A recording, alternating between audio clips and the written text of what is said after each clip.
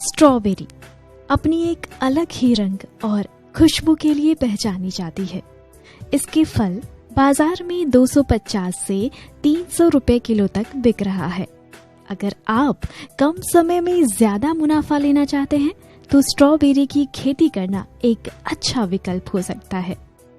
अभी तक स्ट्रॉबेरी की खेती केवल ठंडे प्रदेशों में की जाती थी, लेकिन अब बिहार जैसे प्रदेशों में भी स्ट्रॉबेरी की खेती खूब हो रही है।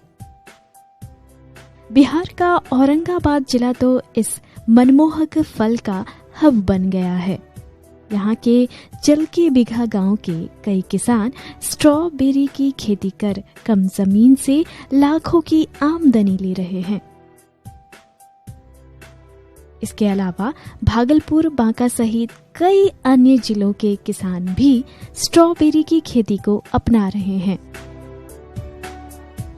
बिहार राज्य बागवानी मिशन पूरी तत्परता से बिहार में स्ट्रॉबेरी की खेती के लिए कार्य कर रही है।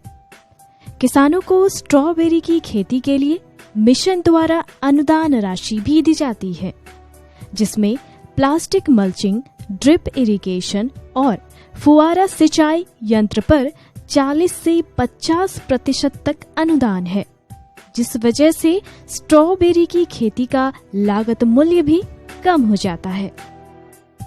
तो आइए जानते हैं स्ट्रॉबेरी की खेती की वैज्ञानिक जानकारी, जैसे किन परिस्थितियों में स्ट्रॉबेरी की खेती संभव है और इसको लगाने की विधि क्या होनी चाहिए।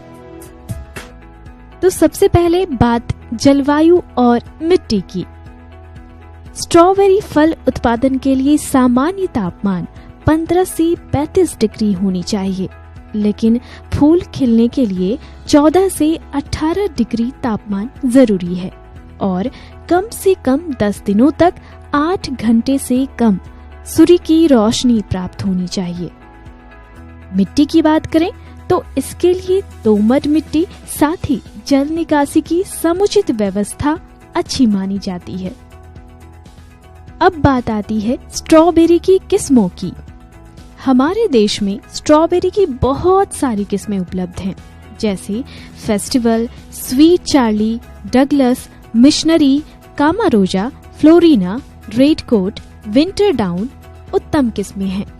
लेकिन बिहार कृषि विश्वविद्यालय में किए गए शोध में sweet Charlie, festival, चांदलर, winter down और कामारोजा को बिहार के लिए उपयुक्त किया गया है। आप इन प्रभेदों को चुनकर अक्टूबर से मध्य नवंबर तक पौधा लगा सकते हैं। इस बात का ध्यान जरूर रखें कि मध्य नवंबर के बाद पौधा लगाने से उपज में तेजी से कमी आ जाती है, इसलिए उचित समय पर ही पौधे लगाएं। अपने राज्य में स्ट्रॉबेरी के व्यावसायीकरण के लिए पौधों की काफी उपलब्धता है। नए पौधे पुराने पौधों के रनर से प्राप्त होता है। 4 से 6 पत्तियों वाले रनर पौधे रोपाई के लिए उपयुक्त माना गया है।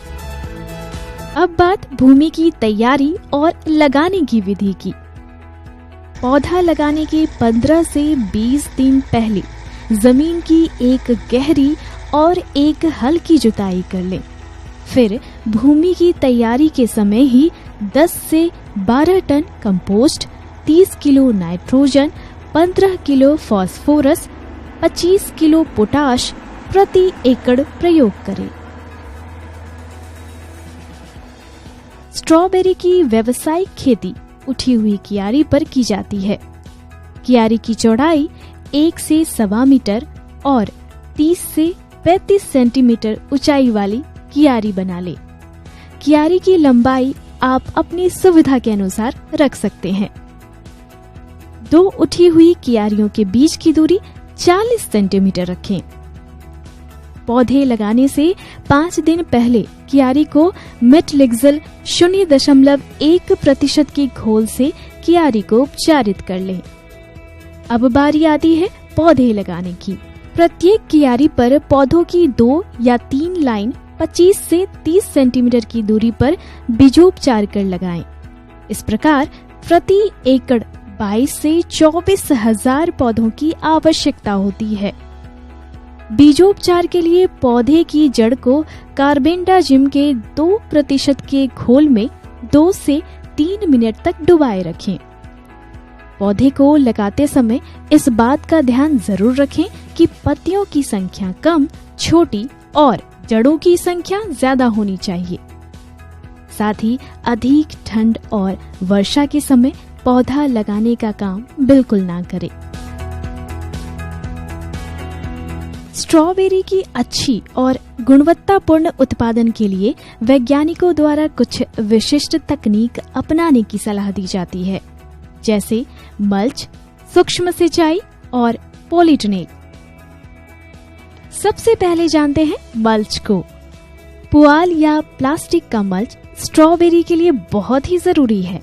यह पानी की बचत के साथ साथ खरपतवार के बढ़वार को पूरी तरह से नियंत्रित करता है और फलों को मिट्टी के संपर्क में आने से बचाता है। साथ ही पकने तक फलों को सुरक्षित भी रखता है।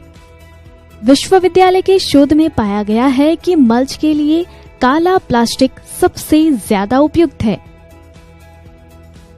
इसके उपयोग से फल के आकार, उपज और गुणवत्ता में वृद्धि होती है।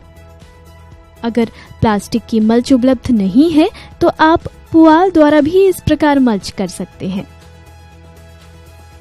सूक्ष्म सिंचाई, यह विधि स्ट्रॉबेरी की खेती के लिए वरदान है। क्यारी बनाने के बाद और पौधा लगाने के पहले आप ड्रिप यानी टपक सिंचाई संयंत्र इस प्रकार लगा सकते हैं। इस विधि से उचित मात्रा और सही स्थान पर सिंचाई होती है।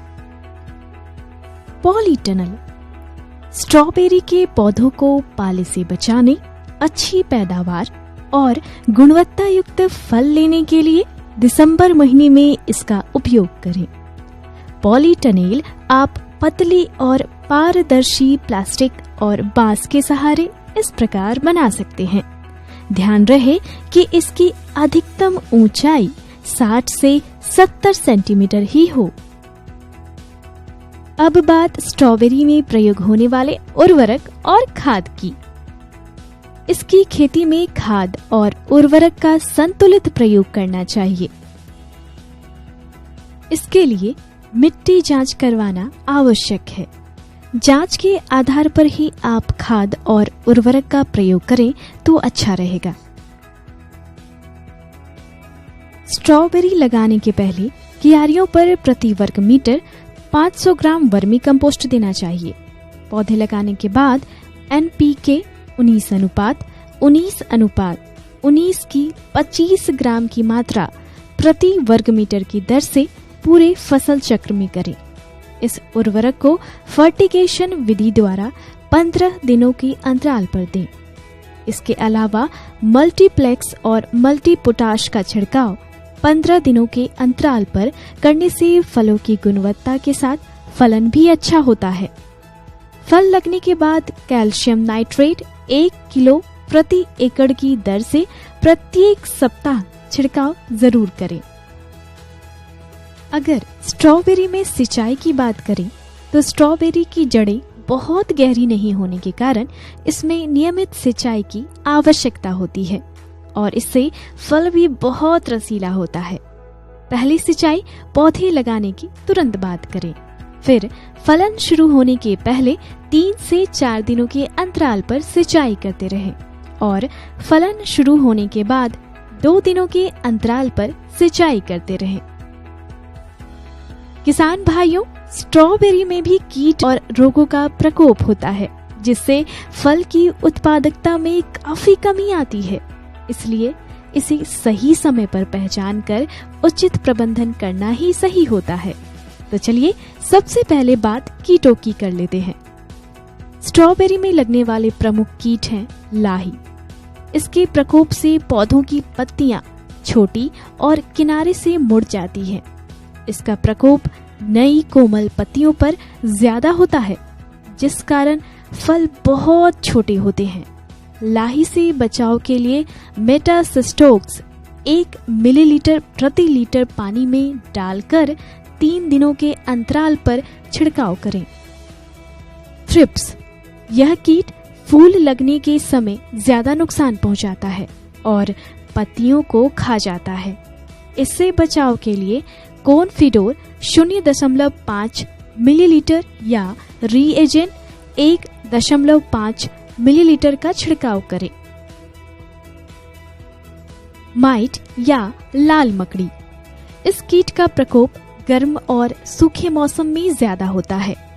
यह पौधे की पत्तियों और टहनियों को खा जाता है और पत्तियों की निचली सतह पर अंडा देता है। इसके नियंत्रण के लिए घुलनशील सल्फर 1.5 ग्राम प्रति लीटर या ओमाइट 1 मिलीलीटर या केल्थेन 1.5 मिलीलीटर प्रति लीटर पानी में डालकर छिड़काव करें।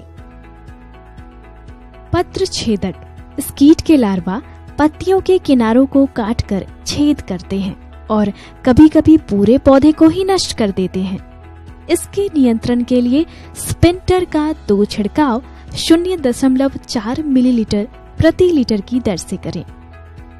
अब बात स्ट्रॉबेरी में लगने वाले रोगों की। स्ट्रॉबेरी को सबसे ज्यादा नुकसान उकठा रोग से होता है। इस रोग के कारण पुरानी पत्तियां भूरी और सिकुड़कर नष्ट हो जाते हैं। इससे नियंत्रण के लिए मिट्टी को ट्राइकोडर्मा से उपचारित कर सकते हैं। इसके अलावे पौधे को कार्बेंडाजिम से उपचारित कर ही लगाएं। ग्रे मोल्ड, यह फूल और फल में लगने वाला फफूंद है। इससे बचाव के लिए डाइथेन M45 का 1.5 ग्राम प्रति लीटर पानी में डालकर छिड़काव करें।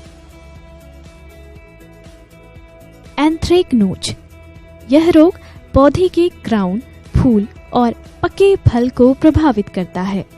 गर्म वातावरण में इसका प्रकोप ज्यादा होता है। इससे बचाव के लिए कैप्टाफ 1.5 ग्राम या कार्बेंडाजिम 2 ग्राम प्रति लीटर पानी में मिलाकर छिड़काव करें। पर्णचित्ती रोग, इस रोग के कारण फल और पत्तियों पर गहरे भूरे धब्बे नजर आते हैं। इससे बचाव के लिए 7 दिनों के अंतराल पर डाइथेन M45 का 2 ग्राम प्रति लीटर पानी में डालकर छिड़काव करें। चूर्णेल आसिता, इस रोग के कारण पत्तियां ऊपर की ओर मुड़ जाती हैं और बाद में पत्तियों पर सफेद चूर्ण दिखने लगते हैं। इससे बचाव के लिए घुलनशील सल्फर 1.5 ग्राम प्रति लीटर या काराथेन 0.4 मिलीलीटर प्रति लीटर पानी में डालकर छिड़काव करें।